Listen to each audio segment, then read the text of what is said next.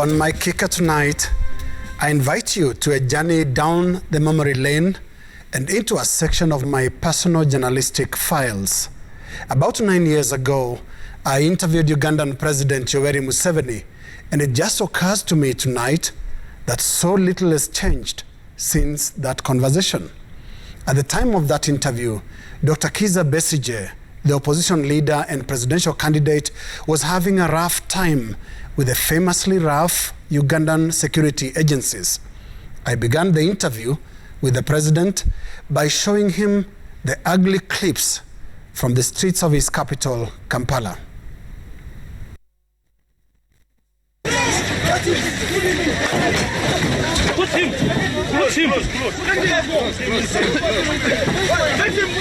Now, Mr. President, many people have compared what we've just seen with what used to happen during the years of Idi Amin. How does it make you feel when comparisons are made between your style of rule and that of President Idi Amin Dada? Well, it just shows that you are not serious. We got to a stormy start, but I pressed on what many considered outright harassment and undignified treatment of Dr. Kizza besigye and the opposition by Museveni's security forces. We haven't seen resistance, Mr. President, in that clip. We have seen policemen breaking windows of the vehicle of the leader of opposition. No. First of all, that Besigye was walking. The police blocked him. They said, "You come with us." He should have cooperated with them. That's what civilized people do. He didn't. Talking of civility, Mr. President, was it civilized for the police to behave in this manner? Yes, they could make some mistakes, but the original mistake is a mature person, a leader, not to be exemplary in following the law. That's the original problem. 9 years down the line, it can be accurately argued that Dr. Kizza besigye has been replaced on the receiving end with Robert Kyagulanyi, also known as Bobi Wine. And just as it was 9 years ago, the brutality of the Ugandan security operatives is a cause of concern. Mr. President, I want to quote you way back in 1987, a year after you came to power. You said that Uganda had gone through a traumatic period because Idi Amin and Milton Obote did not respect the rule of law. What would you say to critics who today say the same of you? That gentleman, Besigye, was being arrested, was being taken to a court of law. You know what Amin used to do? Murder them and throw them in the river Nile for the crocodiles. President Museveni has been in power since January 1986, and every election has seen him styling himself as the face of stability, a safe pair of hands, and the man on a long mission of founding Uganda. Our program is to deal with the foundation.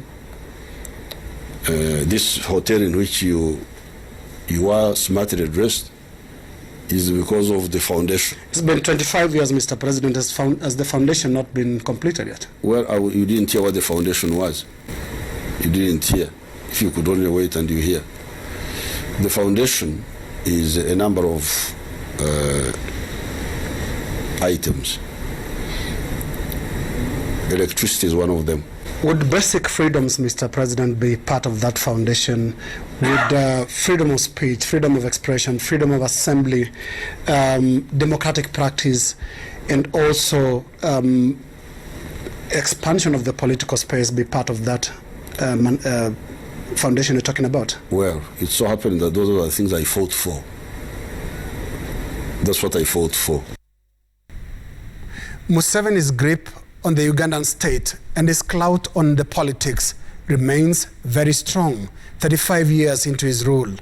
But opposition voices too have remained consistently energized in the hope of dislodging the president, whose reign has been bolstered by the removal of presidential term limits. Are you concerned, Mr. President, with some of the trends that have attended to similar examples where we have limitless terms. In Egypt, Mubarak was there for many years, same to Ben Ali in Tunisia. Are you concerned that this sort of resentment can eventually catch up with President Yoweri Museveni of Uganda? Well, I don't know the system in Egypt or in Tunisia. I don't know how competitive they were. Were they competitive systems? I don't know. They had no term limits. No, term limits is one, but there are no term limits in the UK. There are no term limits in France. I don't think they are. Are they there? So the persistent question would be, Mr. President, when would you leave office? When my party decides to have another candidate, because it is the party which put forward another candidate, or when I myself decide not to present myself. 9 years later, the same questions would be asked in an interview with East Africa's longest-serving president, Yoweri Kaguta Museveni. That is my kicker.